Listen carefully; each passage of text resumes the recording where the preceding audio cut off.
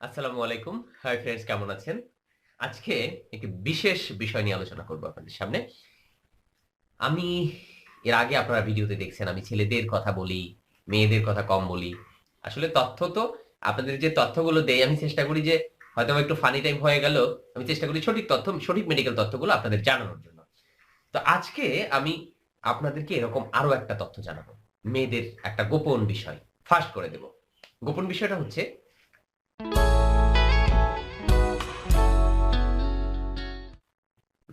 আমাদের যে যৌন অর্গান আছে, মেয়েদের যৌন অর্গান যে আছে, এটার একটা সবচেয়ে পরিচিত অর্গান হচ্ছে ব্রেস্ট। তো সমস্ত ছেলেদের একটা দুর্বলতা এটার প্রতি থাকে আর কি, মেয়েদেরও একটা দুর্বলতা থাকে। নিজেকে আকর্ষণীয় করে তোলার জন্য, নিজেকে আরো সুন্দরভাবে উপস্থাপনের জন্য, নিজেকে লাস্যময়ী করে তোলার জন্য অনেকে ব্রেস্টের দিকে নজর দেন। যেমন ছেলেদের একটা চাহিদা মানে আকর্ষণ থাকে, তেমন মেয়েদের নিজের পরিচর্যার যে বিষয়টা, রূপচর্যা, পরিচর্যা, নিজের স্ট্রাকচার সবকিছুর মধ্যে ব্রেস্টের দিকেও তার একটা নজর থাকে। এটা কবে থেকে শুরু হয়েছে জানেন? শুরুটা হয়েছে আসলে যখন একটা মেয়েকে পণ্য হিসাবে উপস্থাপন করা হয়েছে। যখন একটা মেয়েকে দেখানো হয়েছে যে এই মেয়েটা একটা পণ্য, ভোগের বস্তু ছাড়া আর কিচ্ছু না, তখন থেকে কিন্তু এই টেন্ডেন্সিটা, এই সাইকোলজি, একটা নোংরা বিষয় মানুষের মাথার মধ্যে চলে আসছে যে মানুষের সৌন্দর্যটাই সব, মানুষের চেহারাটাই সব। না হয় বাজারে কিভাবে রং ফর্সা করার ক্রিম থাকে বলেন? থাকার তো কথা না। যদি রং ফর্সার ক্রিমই থাকতো, পৃথিবীতে কোনো নিগ্রো থাকতো না, সব ফর্সা হয়ে যেত। ত্বক পরিচর্যা এক জিনিস, রং ফর্সা আর এক জিনিস।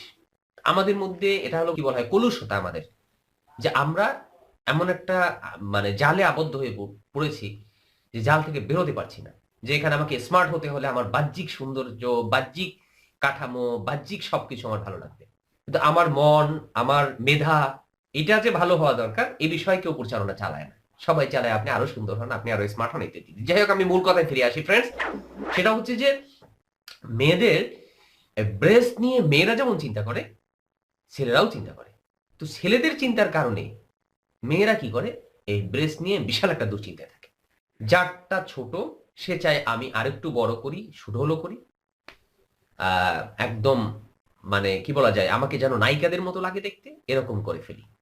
আর যাদেরটা একটু বড় হয়ে গেছে, ঝুলে গেছে, তারাও কিন্তু চিন্তা করে যে আমারটা ছোট করি, মানে বড় করার টেন্ডেন্সি, ছোট করার টেন্ডেন্সি।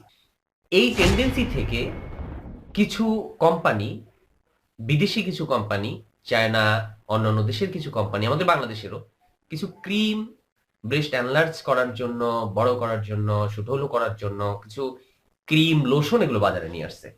সাধারণত বিভিন্ন কসমেটিক্স এর দোকানে পাওয়া যায়, এমনকি এখন তো এগুলো মেডিসিনের দোকানেও পাওয়া যায়। হার্বালের যে বিজ্ঞাপন ছেলেদের জন্য দেয় যে আপনার প্যানিসকে বড় করুন, মোটা করুন, লম্বা করুন, তেমন কিন্তু মেয়েদেরকে আকর্ষণ করে এটা যে আপনার ব্রেস্ট, ছোট ব্রেস্টকে বড় করুন, বড়টাকে ছোট করে ফেলুন। মানে আপনি স্মার্ট হওয়ার জন্য যা যা লাগবে, এটা নিয়ে একটু কথা বলছি। যে সত্যি কথা বলতে, যে ব্রেস্ট ছোট বড় হওয়ার সাথে একটু পারিবারিক একটা সম্পর্ক জড়িত থাকে, জেনেটিক একটা বিষয় এটা। কারো যদি মায়ের দিক থেকে এরকমের তার বডি স্ট্রাকচার থাকে, তাহলে সে এরকম হবে। আবার এটা কোনো কোনো ক্ষেত্রে হরমোনের সাথে জড়িত থাকে, হরমোনাল কারণে এগুলো হতে পারে। সো বাজারের যত ক্রিম আছে, বাজারের যত লোশন আছে, বাজারের যত অয়েল আছে, বাজারের যত মেডিসিন আছে, আপনার কোনো হেল্প করবে না, উল্টো ক্ষতি ছাড়া। আপনার ক্ষতি হবে, যতই আপনি মালিশ করেন না কেন, লোশন মালিশ করেন না কেন, ক্রিম মালিশ করেন না কেন, আপনি যতই স্প্রে দেন না কেন, আপনারটা বড় হবে না, বা বড়টা ছোট হবে না। যদি হতো তাহলে সার্জারি লাগতো না। আপনারা জানেন যে আর্টিফিশিয়ালি যারা আসলে সত্যি সত্যি অভিনয় করে, তাদের বাহ্যিক ব্যাপারগুলো মানুষ নজরে আনে। এজন্য তারা বাহিরে বিভিন্ন দেশে সার্জারি করে, কসমেটিক সার্জারি, প্লাস্টিক সার্জারি এগুলো করে তারপরে এরা এই পরিবর্তনটা আনে আকৃতির। আর্টিফিশিয়াল কৃত্রিম ব্রেস্টও পাওয়া যায় কিনতে। এটা এই ঠিক এখান থেকে কাটা হয়, এখান থেকে কেটে তারপরে ভিতরে আস্তে ঢুকিয়ে দেওয়া হয়। এটা হচ্ছে আর্টিফিশিয়াল একটা ওয়ে, কারণ এটা তাদের বিজনেস। যারা করায় তারা হয় অভিনয় করে, অভিনয়টা তাদের এক ধরনের বিজনেস। তাকে যদি লাস্যময়ী না লাগে, স্মার্ট না লাগে, তাহলে মানুষ তার অভিনয় দেখবে না, সে মডেল, সেটা তার ভিন্ন বিষয়, বিজনেসের বিষয়। কিন্তু সাধারণ যারা আমরা, আমাদের এগুলো দরকার কিসের জন্য? আর ছেলেদের এই নোংরা চাহিদাটা কেন? হ্যাঁ, এগুলো একটা বিষয় মাথায় রাখবেন যে বাজারে এরকম কোনো ক্রিম, লোশন, তেল নাই যা আপনার বড়টাকে ছোট করে ফেলবে, ছোটটাকে বড় করে ফেলবে। যদি সত্যি সত্যি এরকম আপনার মধ্যে আপনার অনেক পয়সা থাকে, আপনি যদি এরকম মানসিকভাবে সত্যি একটা ঝামেলার মধ্যে থাকেন, না আমার চেঞ্জ করতে হবে, তাহলে ভালো হয় কি ভাই, সরাসরি একজন ডক্টরের কাছে আসেন।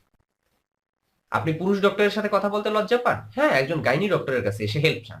উনি আপনাকে রেফার করে দেবে কোনো প্লাস্টিক সার্জন হোক বা যাই হোক, কসমেটিক সার্জন হোক, তার কাছে আপনি সঠিক তথ্যগুলো পাবেন। বাজারের হাতুড়ে, রাস্তায় পোস্টার মারা, বা বাজার থেকে গোপনে চুপে চাপে এগুলো কেনা, ব্রেস্ট বড় করার জন্য বা বড়টাকে ছোট করার জন্য, বা লোশন কেনা, এটা হবে কি হিতে বিপরীত হয়ে যাবে, আপনি কাউকে বলতে পারবেন না। আমি অনেক পেশেন্ট পেয়েছি যাদের স্কিন ডিজিজ হয়ে গেছে এই লোশনগুলো দেওয়ার জন্য, ত্বকের রোগ হয়ে গেছে। এটা খুব ক্ষতিকর একটা প্রক্রিয়া ফেলতে পারে আপনার পরবর্তী লাইফে। আবার অনেকে আরো এক ধাপ এগিয়ে, অতি আধুনিক হওয়ার কারণে বাচ্চাদের সে দুধ পান করায় না। হ্যাঁ, কি মানে নোংরা মানসিকতা, যে দুধ পান করালে তার ব্রেস্ট বড় হয়ে যাবে বা তার শেপটা নষ্ট হয়ে যাবে। কি বাজে একটা টেন্ডেন্সি, তাই না? বাচ্চাকে দুধ পান করায় না। এতে হবে কি, আপনার ভবিষ্যতে আরো ঝামেলা হওয়ার সম্ভাবনা থাকবে, আপনার ব্রেস্টে ক্যান্সার হওয়ার সম্ভাবনা থাকবে। দুধ পান করালে অনেক রোগ থেকে আপনি বাঁচবেন। আশা করি মেসেজটি আপনি পেয়েছেন যে আসলে যারা এগুলো করতে চাচ্ছেন, বাজার থেকে কোনো ক্রিম কিনবেন না, বাজার থেকে কোনো লোশন কিনবেন না, বাজার থেকে কোনো তেল কিনবেন না, আর্টিফিশিয়ালি চেষ্টা করবেন না। এটার সাথে নিজের মানে বাহ্যিক সৌন্দর্যের চেয়ে নিজের মনটাকে সুন্দর করা, নিজের পার্টনারকে এরকম বোঝানো, নিজের পার্টনার যে আছে তারও এরকম মানসিক অবস্থা, মানসিকভাবে তাকেও আসলে মানসিক সৌন্দর্যটা বাড়ানো, এগুলো একটু নজর দেন। তারপরে যদি কারো পয়সা থাকে, অনেক টাকার মালিক থাকেন, হ্যাঁ, বাহিরে চলে যান। অনেক দেশে আছে, বাংলাদেশেও আছে এগুলো। তখন আপনার হেল্প নিতে হবে একজন ডক্টর, যিনি সার্জারির মাধ্যমে আপনার শেপটাকে ঠিক করে দেবেন। কিন্তু কি লাভ হবে বলেন? তারপরও টাকা আছে আপনার, কোথায় টাকা ঢালবেন? জায়গা নাই, ঠিক আছে করেন। কিন্তু যারা আপনার মতো সাধারণ মানুষ, আপনারা যারা ভিডিও দেখছেন, আজ থেকে এই ব্যাপারটা জেনে রাখুন যে এগুলো ক্ষতি হবে বাজার থেকে যেগুলো আপনি নিয়ে আসবেন। আসলে এর জন্য কোনো মেডিসিন নাই, স্রেফ নাই, কোনো তেল নাই। কিছু ব্যায়াম আপনাকে হেল্প করবে। অনেক ধন্যবাদ যারা আমাদের সাথে ছিলেন।